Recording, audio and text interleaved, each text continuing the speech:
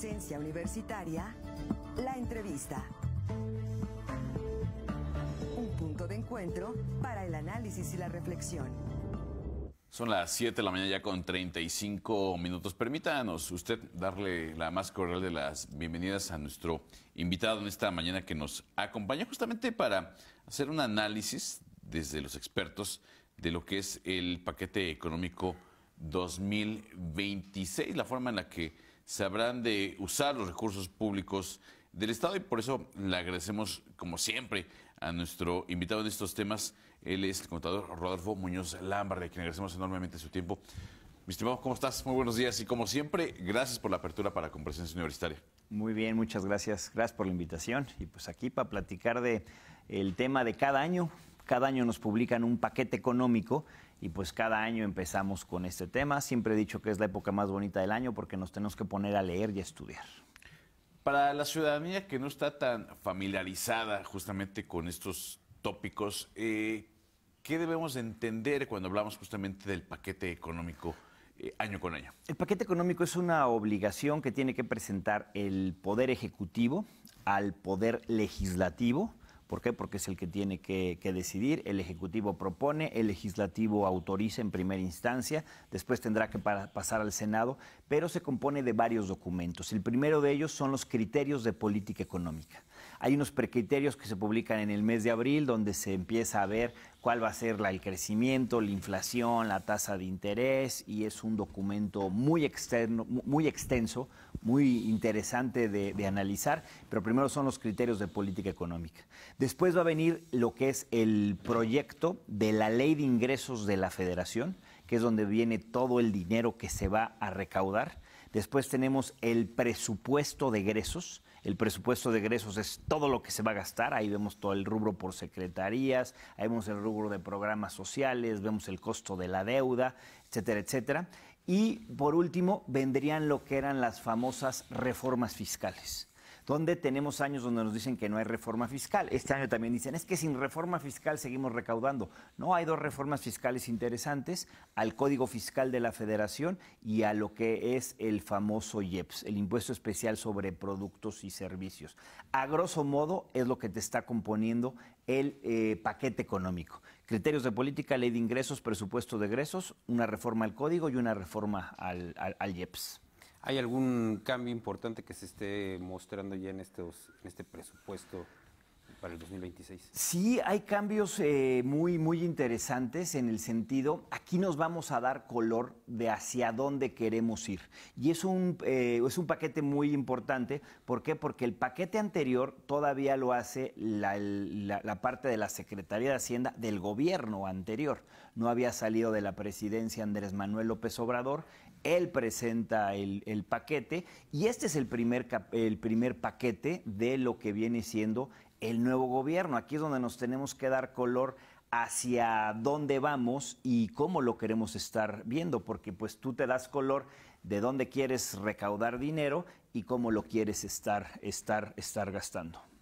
Ahora, escuchamos justamente hoy en el recorrido de las portadas nacionales la nota de Reforma, en donde se da cuenta de que hay un ahorro importante, de acuerdo con los datos económicos. Se prevé que en este próximo ejercicio fiscal haya ahorro, se estará incrementando la forma de recaudar, será un tanto más, voy a ponerlo en estos términos, agresiva la Federación al momento de recaudar las contribuciones de los y las mexicanas. La Federación, yo en lugar de estarle así manejando, voy a llamarlo técnicamente, en lugar de ser agresivo, ha sido muy eficiente. ¿Cómo está recaudando? Está recaudando a través de los famosos CFDIs, a través de la factura electrónica.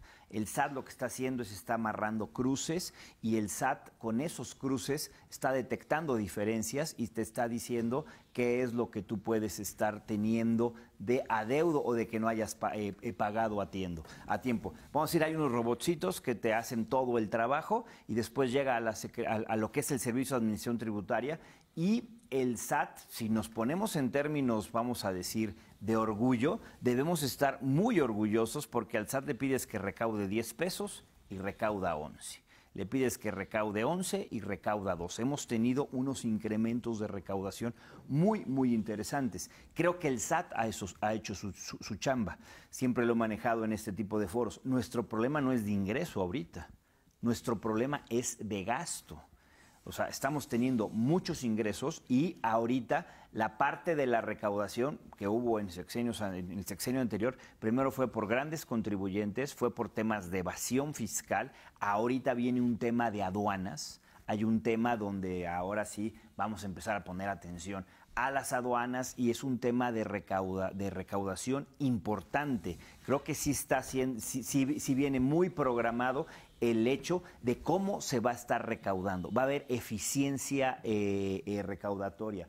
Por aquí debo de traer el dato. Siempre habíamos estado en un tema de recaudación en función del PIB de entre un 11-12%, estamos llegando a un 13-14% de recaudación en función al PIB. Creo que eso es motivo de estar orgullosos de nuestra autoridad tributaria. ¿A quién tenemos que vigilar? En quién se está gastando el dinero. Porque ahí es donde entonces hay mucho dinero que entra, pero pues así como entra, sale. Chécate el dato de lo que se va a recaudar. Se van a recaudar 8.7 billones de pesos, 6.3% más que en 2025. Pero se va a gastar en el presupuesto de egresos 10.1. Recaudo 8.7, gasto 10.1. ¿Dónde viene la diferencia? La diferencia es en que va a haber un tema importante en la deuda. Y el tema de la deuda, hay cuestiones donde no tenemos una deuda externa, vamos a decirlo como en las épocas de López Portillo, que a mí me tocó. Ahora tenemos un tema de deuda interna. Una tercera parte es deuda externa, 2/3 partes es deuda interna. Es decir, que le debemos a los bancos. Nos debemos entre todos a los mexicanos. Ahorita la cuestión de la deuda en México implica el 52.3% del PIB. México va a deber la mitad de su Producto Interno Bruto. Si lo comparamos con el de Estados Unidos, estamos en la gloria. Estados Unidos debe el 1.25, debe todo su PIB y otro tanto, viendo el mundo de Producto Interno Bruto que tiene Estados Unidos. El tema de la deuda es un tema que puede estar manejado financieramente. ¿Por qué? Porque sí nos da. La cuestión es en qué nos vamos a gastar ese dinero de deuda. Si fuéramos a hacer más carreteras, fuera a haber más energía, proyectos energéticos, petroleros, puede haber inversión, está interesante el asunto. Aquí la cuestión es de que los proyectos principales de inversión se están yendo en trenes. Y hemos visto que la parte de los trenes ha sido pues más que una inversión, una cuestión donde nos cuesta estarlo manejando. Entonces, aquí sí tenemos que ver, oye, sí va a haber muchos ingresos, felicidades a la autoridad tributaria que está recaudando, sí va a haber mucho más gastos, y aquí la cuestión, el tema es en gastos y en programas sociales, que es donde en deuda y en programas sociales, que pues ya es una cuestión muy, muy importante, están ya casi a la par en la cuestión del presupuesto. Porque sí, muchos ha criticado justamente el tema de los programas sociales que se está destinando demasiado recursos. Bueno, la presidenta lo ha dicho, ¿no? Que va en crecimiento, ¿no? ¿Cuánto es demasiado? Podríamos empezarnos a preguntar. ¿Cuánto es lo que se está justamente gastando, no? Aquí tenemos un problema y el problema va a ser ideológico. ¿Por qué? Porque por un lado lo que tenemos que estar haciendo es estar redistribuyendo, vamos a decir, lo que es el tema de la riqueza. Hay un tema importante en programas sociales. Hay un tema importante donde hemos visto cómo ha bajado la pobreza. Hay un tema importante donde hemos visto ciertos datos que podríamos estar manejando. Estuve revisando y leyendo y dicen que el tema de la pobreza es más por el incremento al salario que el apoyo que se va a estar dando vía programas sociales. Los programas sociales prioritarios van a seguir siendo el tema de las pensiones. Hay un tema ahorita para mujeres de 60 más, que es como va a entrar. Entonces tenemos que ver la cuestión en qué nos vamos a gastar ese dinero. ¿Por qué? Porque ahorita tenemos, sí, una diferencia, tenemos más gasto que ingreso.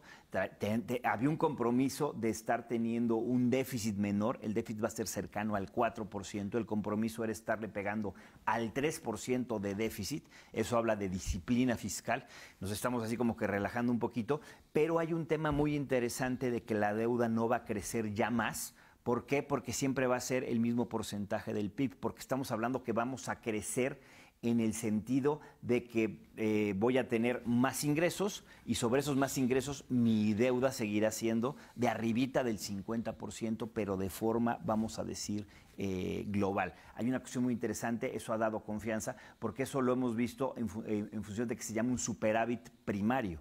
¿Qué es mi superávit primario? Yo estoy teniendo, antes del pago de la deuda, estoy teniendo, vamos a decir, una utilidad, y después de ahí es cuando empiezo a soltar toda la parte de los intereses, que sí es una carga muy importante. En este paquete económico se prevén, adicional a las reformas que señalabas al Código Fiscal, algo que tenga que ver con aduanas, aranceles. Veíamos cómo en semanas anteriores el secretario de Economía, Marcelo Ebrard, deslizaba la posibilidad de implementar aranceles a productos chinos en nuestro país. El tema ahorita es el hecho, y en productos chinos va a ir en función al tema de automóviles. Se habla de que va a haber un incremento del 62% en impuestos al comercio. ¿62% de 62% del rubro del mismo comercio. O sea, no es una cuestión, vamos a decir, porque no estábamos recaudando mucho en comercio. ¿Qué es lo que más se recauda en México? Es impuesto sobre la renta e IVA. Con impuesto y IVA tienes prácticamente toda la recaudación. Pero el tema de impuestos al comercio, se habla de 1.400 fracciones arancelarias que se tendrán que estar analizando y se tendrán que estar viendo. Aquí tenemos que entrar a un tema de especialista en comercio. ¿Por qué? Porque sí hay una cuestión donde se habla de que va a haber más recaudación. ¿Qué es lo que queremos estar haciendo? La sustitución de importaciones. Va a ser más caro traerlas, que lo que queremos es producirlas aquí. Tema, estilo, mismo discurso, vamos a decirlo, de Estados Unidos, lo estaremos manejando aquí, pero en sentido de qué, de estarle pegando a lo que vienen siendo los productos asiáticos, en este caso la parte de los productos chinos. Es interesante toda la parte china, lo estuve viendo la semana pasada y dice, mejor no se metan a ese tema, no se peleen con nosotros. O sea, es una cuestión muy interesante en función de qué es lo que se tiene que estar haciendo. Ahora, nosotros tenemos el tratado con Estados Unidos. Nuestro tratado comercial con Estados Unidos y Canadá es algo que tenemos que seguir cuidando, tenemos que seguir procurando, y yo soy de la idea que hay que, pues sí, favorecer lo que tenemos en lo que es Norteamérica. Favorecer el comercio con el norte. Sí, con el norte, o sea, al final no con Asia. La parte de Asia es una cuestión maravillosa por precios.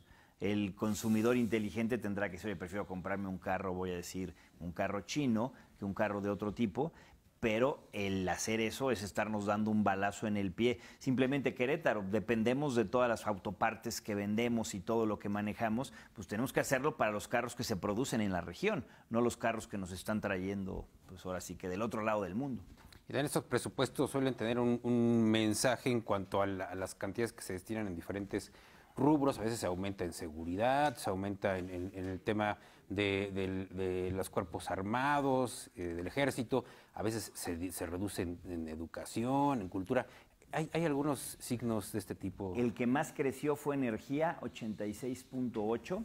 Después creció lo que era toda la parte de la agencia y digital en telecomunicaciones, crece 23.7%. El Poder Judicial crece en un 17% su presupuesto.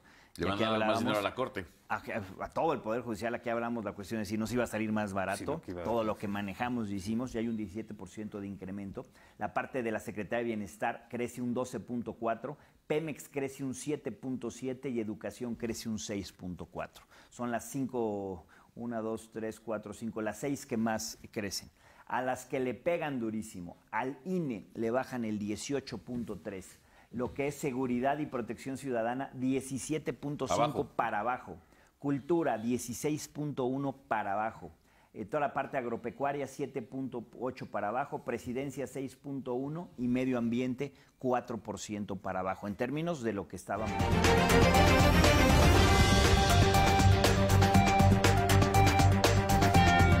Con 51 minutos, una disculpa para nuestra audiencia. Tuvimos un abrupto corte en el suministro de energía eléctrica. Ha sido ya resuelto por el personal correspondiente y estamos de nueva cuenta aquí al aire con nuestro invitado, el contador Rodolfo Muñoz Lambarri, con quien estábamos haciendo el análisis, nos estaba compartiendo el análisis. El dato duro, me parece que, como se dice coloquialmente, la columna vertebral de lo que es el presupuesto, la forma en la que se estará gastando el dinero la Federación. Simplemente, Por cierto, ¿cómo estamos en energía? Simplemente en energía, energía es de los que está creciendo, crece el 86.8%, es de los que más le van a estar inyectando a la parte de generación de energía. Que se había anunciado ya un importante proyecto, ¿no? En la energética. Hay muchos proyectos, si nos quedamos sin energía, México se paraliza, o sea, sí tenemos que hacer algo en ese tema. Y platicábamos antes de regresar al aire que, bueno, pues hay rubros que llaman la atención donde viene la reducción, medio ambiente, cultura, Secretaría de Seguridad Ciudadana, que se le reduce el presupuesto cuando, pues bueno... Se había dicho que se iba a apoyar más. En el discurso, por lo menos, se señala que está haciendo bien las cosas el titular de esta dependencia. Fíjate nada más para que te des color de cómo está construido el presupuesto. Nos estamos gastando casi en la misma cantidad de dinero entre programas sociales e inversión. Y la parte de inversión es la que tiene que hacer crecer a un país. ¿De dónde vamos a crecer? Al final del día, chécate los datos. El crecimiento para México es algo, está creo que muy bien armado en este caso, es de 1.8 a 2.8 el porcentaje de crecimiento que vamos a tener. Ya lo están haciendo algo más realista. La inflación se está manejando para el final del sexenio en un 3%. La tasa, el tipo de cambio, 18.9, el tipo de cambio a diciembre del 26. La tasa de interés, un 6%. Para eso Estados Unidos tiene que crecer en 1.9. Y el precio del barril del petróleo se está manejando en $54.9 por barril. Con un poquito más de crecimiento, es 1.700.000 de barriles. ¿Es una proyección mesurada el ponerle ese precio al barril? Yo creo que sí está mesurado, creo que está cortito para los excedentes petroleros, siempre estarlos viendo, y más por toda la incertidumbre mundial que podemos estar teniendo. Sobre estas cuestiones, México tiene que crecer entre el 1.8 y el 2.8 para que esto siga dando. Si no hay crecimiento, no va a dar el presupuesto. Ahí es donde tenemos que estar manejando. ¿Por qué? Porque ya está muy presionado en el tema de programas sociales, en el tema de la inversión pública y en el tema de lo que es el costo de la deuda. Creo que es lo que tendremos que estar revisando. Y aquí en la parte de inversión pública es donde el principal, vamos a decir, consumidor es el mismo gobierno, tiene que estar inyectando el dinero en los lugares donde nos esté dando más para poder estar creciendo. Y todavía tenemos problemas. ¿Por qué? Porque ha habido muchas cuestiones donde la gente quiere invertir. Estaba viendo el dato de la inversión que tuvimos en el año, bueno, con lo que vamos a cerrar este año, en inversión extranjera directa, se habla de 40,000 millones de dólares. O sea, los extranjeros quieren seguir invirtiendo en México. Aquí la cuestión es, aparte de la inversión, es decir, oye, necesitamos tomar la parte que vaya a invertir los extranjeros más lo que vaya a invertir México y encauzarlo hacia un mismo lugar. ¿Dónde vemos todo esto? No hay una cuestión así como un modelo a seguir que no sea el Plan México, que pues ahí podríamos sentarnos a platicar horas de lo que va a ser, pues ahora sí que el Plan México Reload o lo que tendremos que estar manejando y haciendo. También se reflejará en las obras, en el tema de los trenes que señalabas, algunas otras obras importantes que se estén ya manejando.